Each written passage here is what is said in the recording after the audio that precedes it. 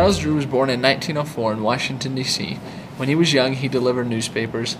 He grew up close to all of his brothers and sisters, of which he was the eldest. Early on in his life, he experienced a tragedy when his sister died of pandemic influenza. Drew was 16 at the time. This event caused stirrings within him and influenced his decision to study science and medicine. High school life for Drew was spent at Dunbar High School. After high school, he went to college on an athletic scholarship. After years of education in science and specialization in surgery, he ended up in Howard University as a professor. On December 7, 1941, the world changed for America.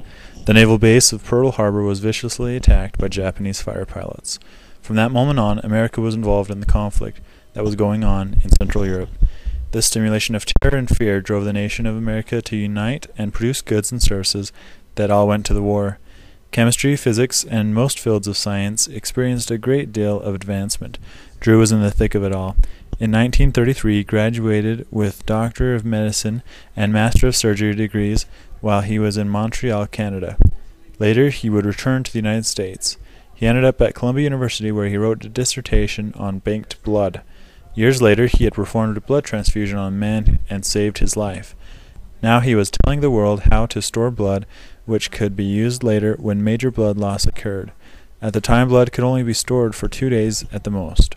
But now, Drew's discovery, blood could be used in Europe, where soldiers fighting for the freedom of the world could be saved. He also discovered that each person had a different blood type. There, while attending Columbia University, under his direction, the first blood bank was created. He also asked to go to England, where another was created. Racism was another issue that threaded itself through the life of Drew.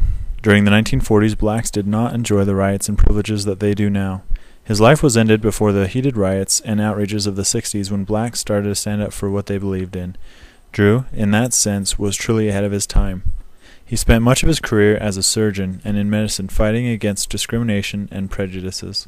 In fact, there were moments in his life when racism denied him privileges. In applying for membership in American Medical Association and also the American Scholars of Surgeons, he was denied membership and rights thereto because of his skin color. Ironically, at this same time, the United States denied him a passport and his ability to travel to Europe to oversee the blood banks because his blood was too precious to be spilt.